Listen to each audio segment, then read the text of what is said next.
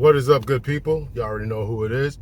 I hope everyone's day is going well, even though we got these, as I record this, we got these rainstorms and hurricane warnings and all this kind of stuff, right? Hurricane season, all that. All right, so I gonna talk about a controversial topic today. I really want to kind of put this out there and see what everybody thinks.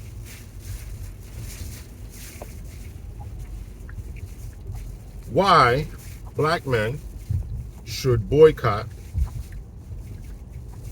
the MCU, Marvel movies.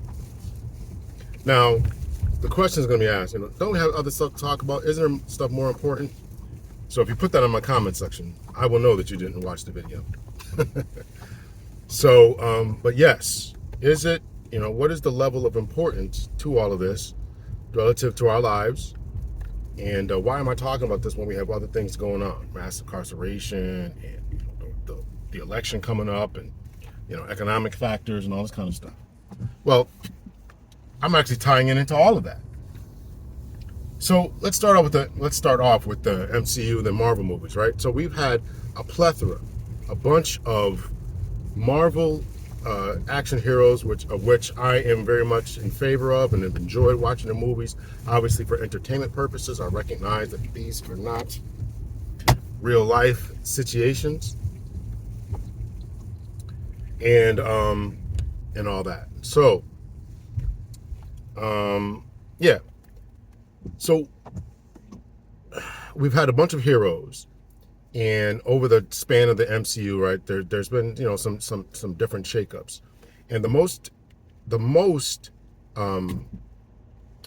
biggest sticking point for many fans have been obviously the death of Chadwick Boseman, who played Black Panther, and the failure to recast that character, in which many of us thought that the MCU should have done. Recently, now, just in Hollywood, just not the MCU, but just in Hollywood, they've always recast different actors. As Batman, as Superman in particular, like 1970s they had a Wonder Woman, now there's a new Wonder Woman. Recasting is part of the game. And when things happen, you recast them. So recently, so they didn't recast that character.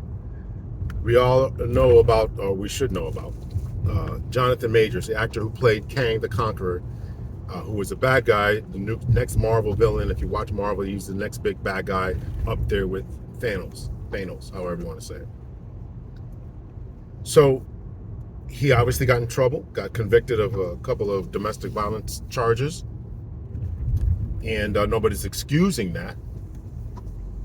But in retrospect, when we look at other characters who are in the MCU and other actors in particular who've gotten second chances, and in particular Robert Downey Jr., in particular Ezra Miller, not in the MCU, but Ezra Miller played the Flash in DC movie. If you're not following me, right, I'm completely nerding out and geeking out.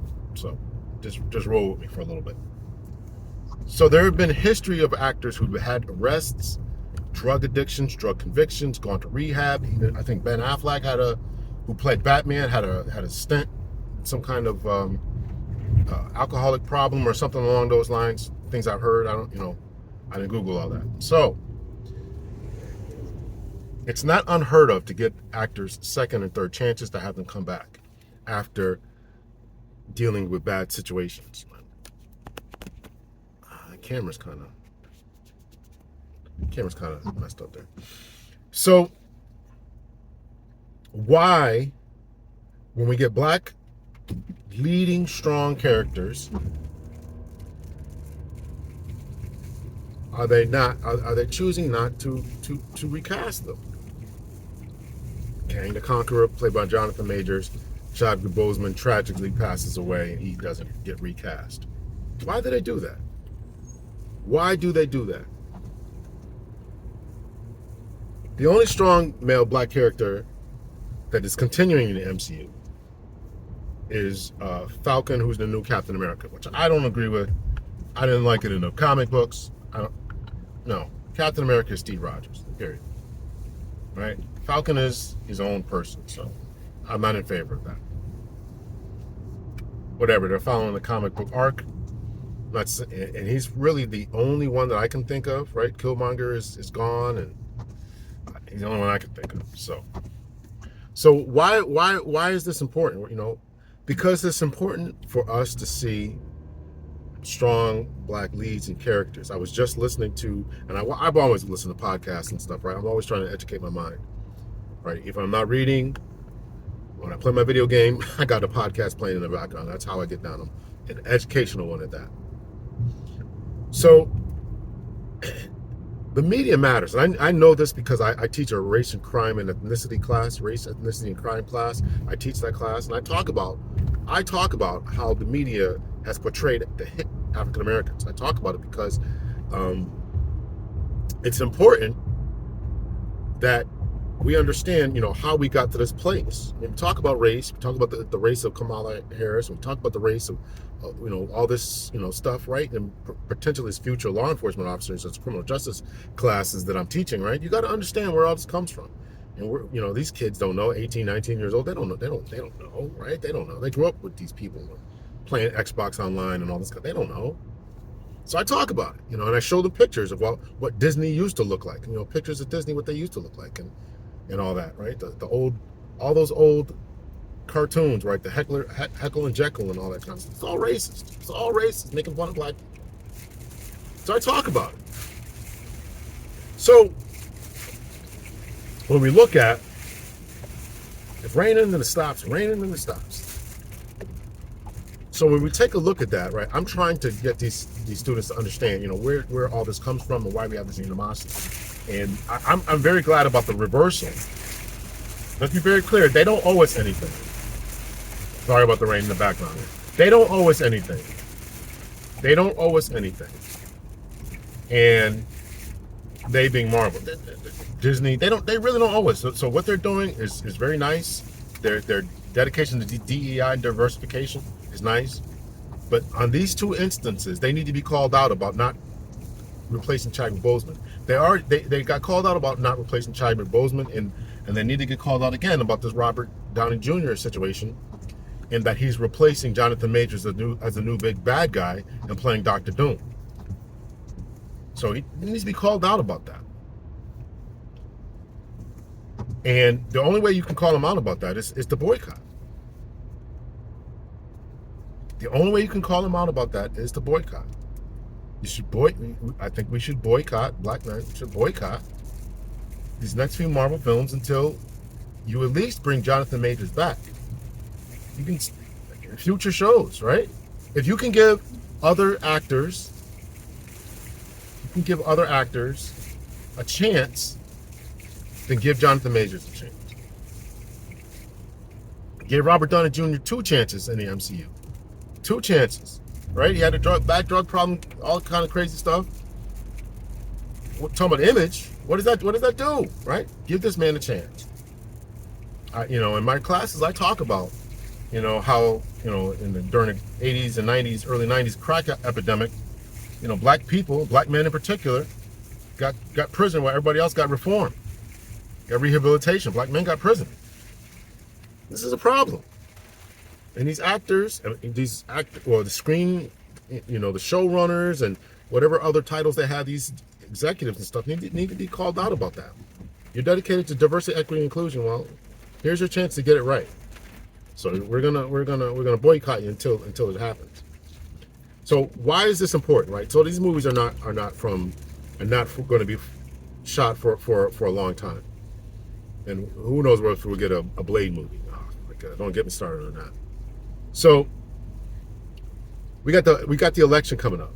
I'm saying that and here's where I'm tying this all together at. If we can come together and say, you know what, we're going to boycott this movie, then how come, if we can take that same energy, how come we can't take that same energy and say, you know what, here's where we're going to stick our collective vote as black men and as black people?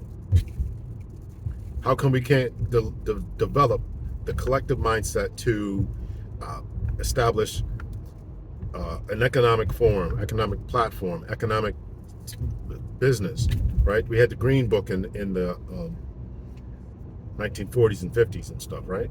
How come we got to do something different? We got to do something about that, because one thing is evident and clear, is that unless we push people, we don't get anything. And some people are tired of pushing other people and begging and all this kind of stuff. So to that, I agree, right? So there's a lot of different options. And one of the other options is to support our own, right? There's a movie or show on Netflix called Supercell, about black superheroes, and there's been other ones, right? They clone Tyrone and all this other stuff, right? Right. So there's been a couple of them, right? So we need to support those. Support those. Make them big or bigger than the MCU, right? Make these characters pop and come to life. And that one is done by Black Brits.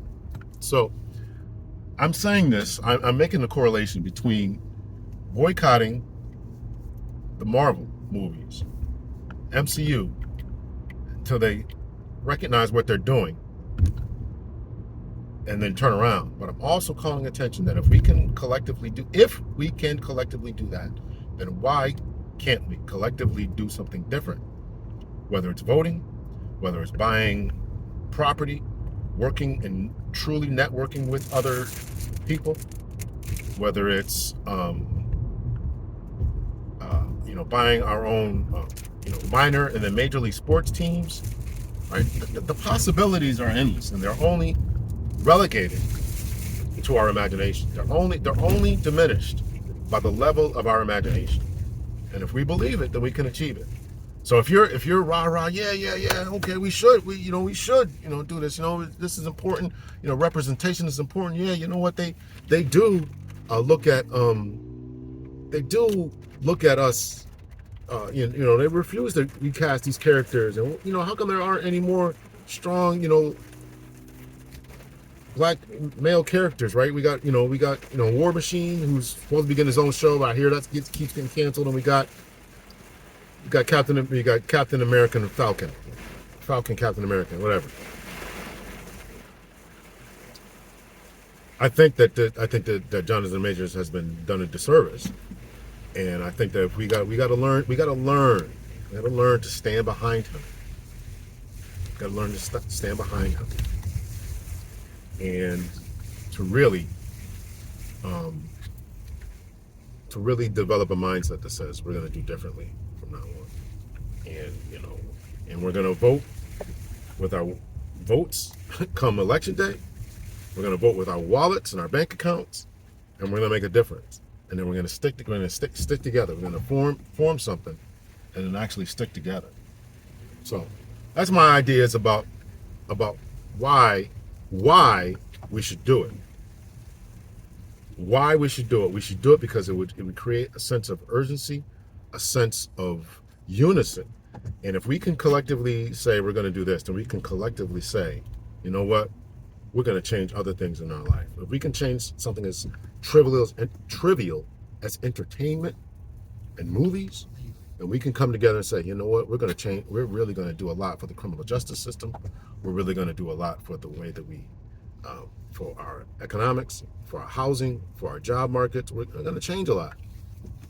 And but we have to develop the mindset first that this is the way we want to go, and this is where we're going to go.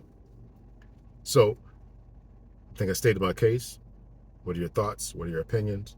Are you willing, if you're a black man, are you willing to forego watching that? And again, this isn't just about that. It's about a broader project, a broader mindset, a higher level of thinking. And I hope that I made myself clear. Let me know your thoughts and your opinions. Much love and peace.